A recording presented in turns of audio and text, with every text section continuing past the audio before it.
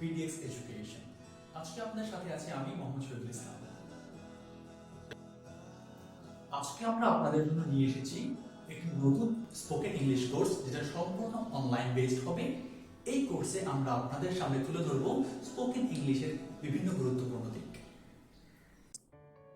আমাদের আজকের video topic হচ্ছে spoken English tips for beginners.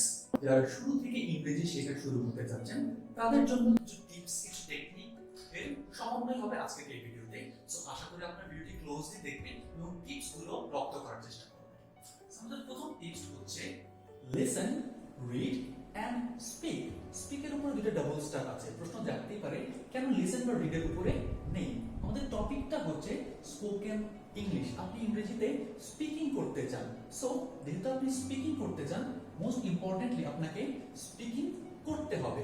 বিভিন্ন অ্যাপ্রোচ আছে ইংরেজি শেখার।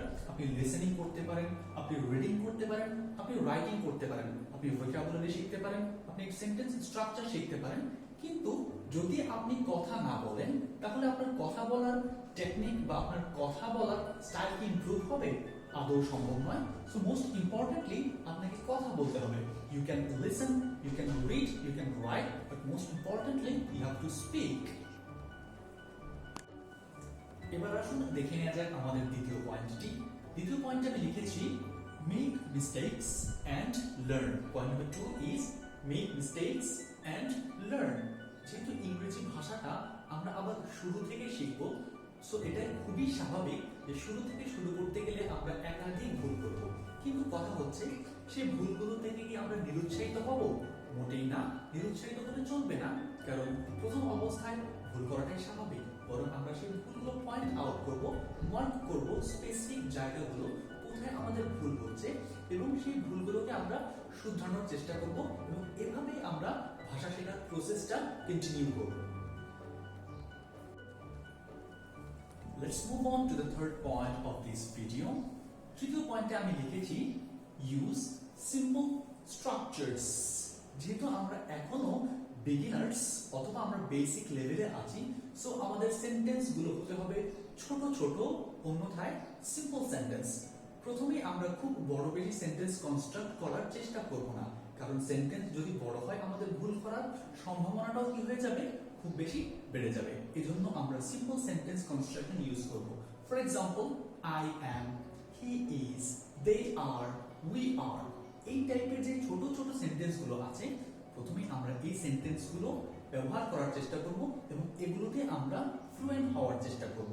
যখন আমরা সিম্পল সেন্টেন্স কনস্ট্রাকশনে ফ্লুয়েন্ট হয়ে যাব, তারপর আমরা অ্যাডভান্স লেভেলে অর্থাৎ compound sentence, complex sentence structure দিকে এগোবো। কিন্তু প্রথমে আমরা সিম্পল সেন্টেন্সে হ্যাবিচুয়েটেড হব, যাতে করে আমাদের বেসিকটা খুব বেশি শক্ত হয়।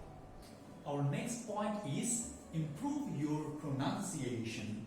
শুরু থেকে ইংরেজি শুরু করার ক্ষেত্রে আপনার প্রোনাউন্সিয়েশন গুলোকে শুদ্ধ করতে হবে।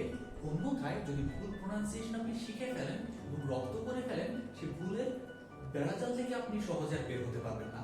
আমাদের সমাজে প্রচলিত কিছু ভুল প্রোনাউন্সিয়েশন যদি এক্সাম্পল দিই আপনাদেরকে, সোশ্যাল, কনসাস আমরা খুব বেশি ব্যবহার করি, কিন্তু সঠিক প্রোনাউন্সিয়েশন কি হবে? সোশ্যাল না বরং সোশ্যাল, কনসাস না বরং কনশিয়াস। সো আমাদেরকে সঠিক প্রোনাউন্সিয়েশন জানতে হবে, যাতে করে আমরা আমাদের ইংরেজিটাকে এক্সপ্রেস করতে পারি। The next point is say something extra. যখন আপনাকে কোনো প্রশ্ন করা হবে, আমরা চেষ্টা করব একটু বাড়তি বলার জন্য। ফর এক্সাম্পল, যদি আপনাকে প্রশ্ন করা হয় how are you, I am fine, এতটুকু না বলে একটু বাড়িয়ে বলি I am fine but last night I was not that good. এই এক্সট্রা বলাটাই আপনাকে সাহায্য করবে আপনার ইংরেজি বলার দক্ষতাকে বাড়ানোর জন্য। Well, let me give you point number 6. Point number 6 is listen to English podcasts. Spoken English improve করার জন্য listening is one of the most important items. সেখানে প্রশ্ন জাগতে পারে আমরা কি শুনবো? Well, whatever it is, if it is English, you can listen to it. এটা হতে পারে একটা ইংরেজি গান, এটা হতে পারে একটা ইংরেজি নিউজ চ্যানেল, এটা হতে পারে একটা English movie. Whatever it is, try to listen to English as much as you can. In point number 7, we have learn some tongue twisters.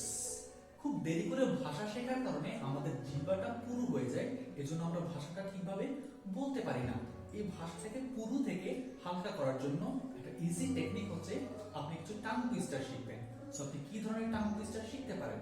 আপনি শিখতে পারেন red lorry yellow lorry, red lorry yellow lorry, or আপনি শিখতে পারেন I scream, you scream, we all scream for ice cream। এরকম অনেক tongue twister আপনারা পাবেন যেগুলো প্র্যাকটিস করে আপনারা আপনাদের পুরো জিহ্বাকে একটু হালকা করতে পারেন, যেটা আপনাকে ইংলিশ স্পিকিং এর ক্ষেত্রে খুব বেশি সাহায্য করবে। The last but not the least point is surround yourself with English। আপনাকে নিজেকে ইংলিশ এনভায়রনমেন্টে সারাউন্ড করতে হবে। এটা আপনি কিভাবে করতে পারেন? কারণ আপনি যেখানেই যান সেখানে আপনাকে বাংলায় কথা বলতে হয়।